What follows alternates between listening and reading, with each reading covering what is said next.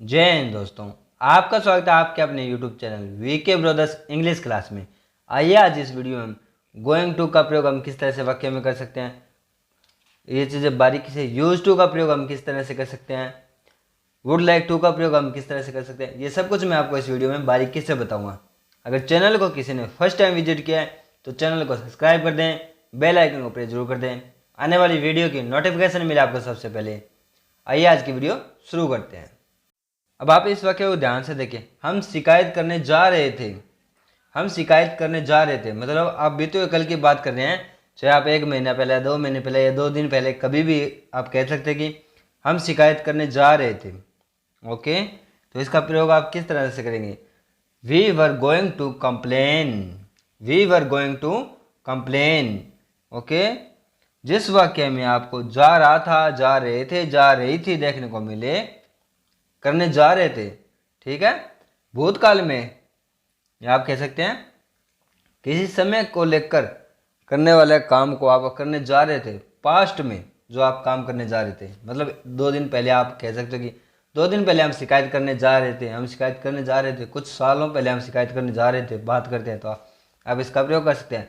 We are going to complain. हम शिकायत करने जा रहे थे तो आप गोइंग टू का प्रयोग करेंगे। पास्ट में आप ऐसा कोई काम जो करने जा रहे थे जिसे लेकर आपको अभी पेन है, मतलब आप अभी पूरा नहीं कर पाए या करने जा रहे थे, तो उसके लिए आप गोइंग टू का प्रयोग करेंगे। We are going to complain. कैसे बोलेंगे? We are going to complain. हम शिकायत करने जा रहे थे। We are going to complain. अब इस वाक्य को ध्यान से देखिए। मैं इस प्रतियोगिता में भाग लेने जा रहा था।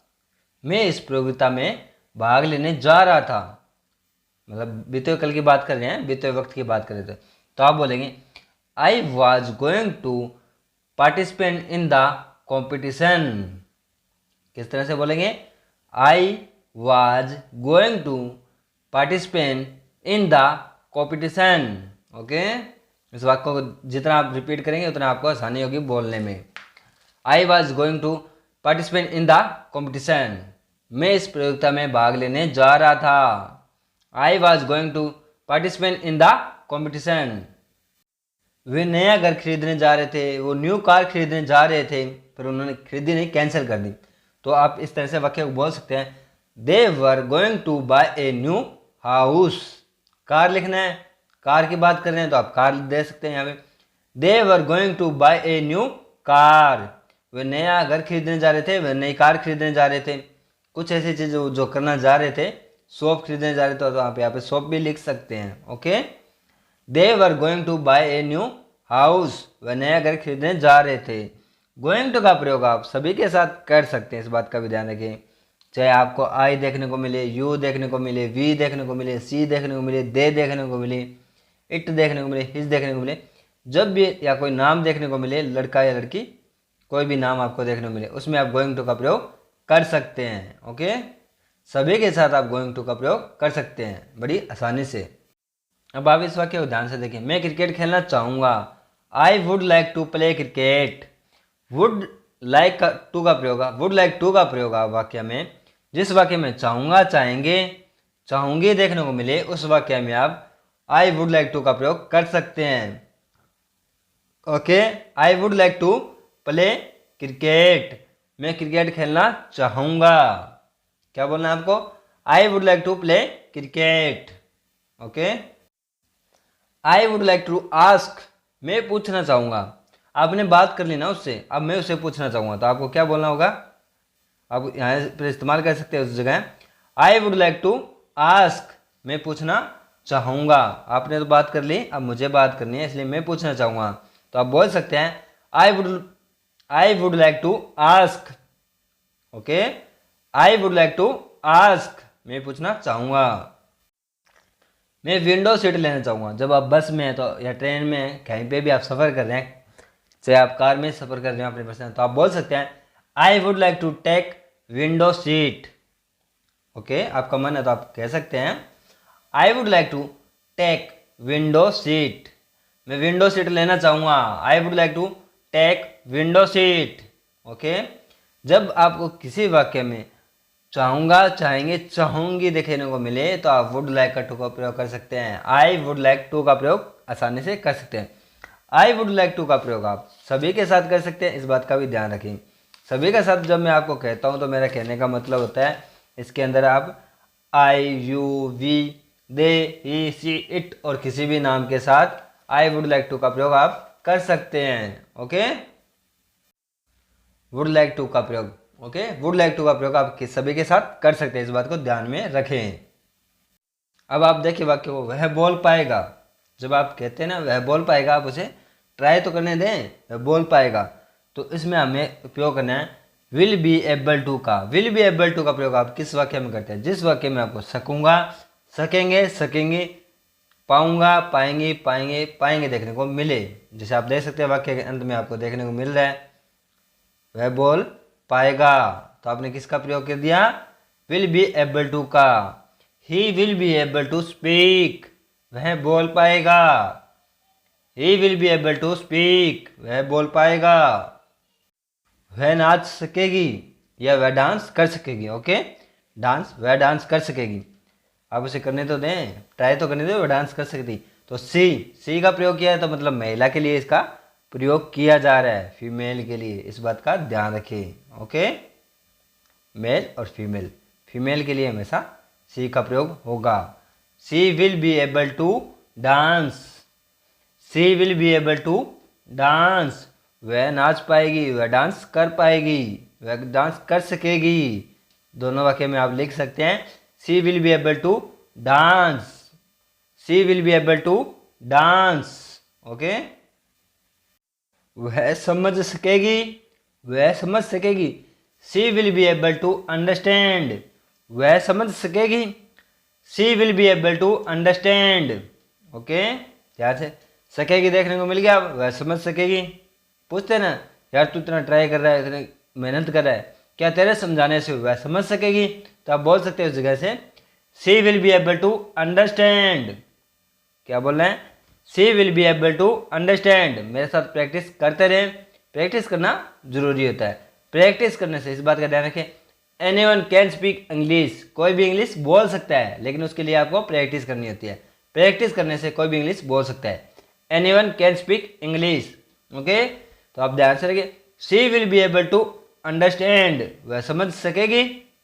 सी will be able to understand. अब आप इस वाक्य को ध्यान से देखें, वह लिखने पाने में सक्षम है, जिस काम को आप करने में सक्षम है, ठीक है, और जिस काम में आपको देखने को मिल रहा है पा रहा था, पा रही थी, पा रहे थे। ओके, इस बात का ध्यान रखें, ये कुछ आपको देखने को मिले, उस वाक्य में आप एबल टू का प्रयोग कर सकते हैं। अभी मैंने आपको जो बताया वो विल बी एबल टू था, अब आप सिर्फ और सिर्फ एबल टू का प्रयोग कर रहे हैं। एबल टू का भी प्रयोग आप कर सकते हैं किस वाक्य में? जिस वाक्य में आपको पा रहा था, पा रही थी, पा रहे थे, जिस वाक्य को काम को आप करने में सक्षम हो, ओके, उस वाक्य में आप एबल टू का प्रयोग कर सकते हैं। आप लिखने में सक्षम थे या आप लिख पा रहे थे, ठीक है, आपने लिखा नहीं लेकिन आप लिखने में सक्षम थे, या आपने लिखा नहीं आप लिख पा रहे थे। अगर आप ट्राई करते तो आप लिख पा रहे थे। हो गया वाक्य। तो आप किस तरह से प्रयोग करेंगे? You were able to write, you were able to write. कैसे बोलना है आपको? You were able to write, आप लिखने में सक्षम थे, आप लिख पा रहे थे। अगर आप ट्राई करते तो और लिख पाते, अगर आप ट्राई करते तो और बेहतरीन तरीके से इंग्लिश सीख पाते, लेकिन आपने इसमें स्टडी को बीच में छोड़ दिया। ओके, इस बात का ध्यान रखें, ऐसी गलतियां ना करें, वरना फिर आपको कोई बोलेगा आप लिखवाने में सक्षम थे और आप बोल पाने में भी सक्षम थे। You were able to write, आप लिखवाने में भी सक्षम थे। You were able to write. वाक्य ध्यान से देखें, वे खाना बनाने में सक्षम थे, वे खाना बना पा रहे थे, या वे खाना बनाने में सक्षम थे। ओके, दोनों वाक्यों के लिए आप क्या प्रयोग करेंगे? They were able to cook, they were able to cook. Okay, आसान है ना? जितना प्रैक्टिस करेंगे उतना आपको आसान लगेगा, लेकिन आपको प्रैक्टिस करते रहना है, करते रहना है, इस बात को ध्यान रखिए। Try again, try again. Okay, they were able to cook, वे खाना बनाने में सक्षम थे, वे खाना बना पा रहे थे। ओके, क्या बोलेंगे? दे वर एबल टू कुक, मेरे साथ दोहराते रहें। जितना आप दोहराने की कोशिश करें उतनी आपकी लैंग्वेज भी बेहतरीन होगी। दे वर एबल टू कुक। अब वाक्य को ध्यान से देखें। वह समझ नहीं पा रही थी। क्या देखने को मिला? वह समझ, आप ऐसा भी कह सकते हैं वह समझने में सक्षम नहीं थी। नहीं थी ना, वह समझ नहीं पा रही थी, वह समझने में सक्षम नहीं थी। तो आप क्या प्रयोग करेंगे? She was not able to understand. Okay, she was not able to understand. आसान है, वह समझ नहीं पा रही थी। She was not able to understand. आसान है। और प्रैक्टिस कीजिए। She was not able to understand. वह समझ नहीं पा रही थी। She was not able to understand. वह समझ नहीं पा रही थी। वह अब दौड़ नहीं पा रहा था। He was not able to run now. वह अब दौड़ नहीं पा रहा था। He was not able to run now. क्या बोलेंगे आप? प्रैक्टिस कीजिए मेरे साथ। He was not able to run now. वह अब वह दौड़ नहीं पा रहा था। क्या कहेंगे? अब वह दौड़ नहीं पा रहा था। He was not able to run now. Okay, practice कीजिए। जितना प्रैक्टिस करेंगे उतनी आपकी लैंग्वेज में सुधार आएगा। He was not able to run now. Okay, VK brothers English class. तो ये थे आज की आपकी इंग्लिश क्लास। एक बात मैं आपको स्पष्ट बता दूं, जो भी मैंने आज को आप वाक्य कराए, एबल टू हो, विल बी एबल टू हो या वुड लाइक हो, जैसे जो भी आपने वाक्य किए, वुड लाइक टू आपने वाक्य किया, इसमें गोइंग टू का वाक्य किया, जो मैंने आपको वाक्य कराए उनका प्रयोग आप सभी के साथ कर सकते हैं। ये नहीं है कि किसी का प्रयोग कर सकते हैं किसी का नहीं, इन सभी का प्रयोग आप सभी के साथ कर सकते हैं। किसके साथ?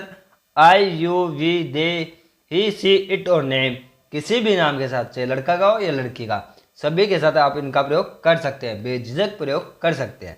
बस आपको प्रैक्टिस करनी है। जितना आप प्रैक्टिस करेंगे उतना ही आपकी लैंग्वेज में सुधार आएगा। उसके लिए आप प्रैक्टिस करते रहें। और प्रैक्टिस करने के लिए भी आप मेरे YouTube channel VK brothers English class को सब्सक्राइब कर दें, बेल आइकन को प्रेस जरूर कर दें, आने वाली वीडियो की नोटिफिकेशन मिले आपको सबसे पहले।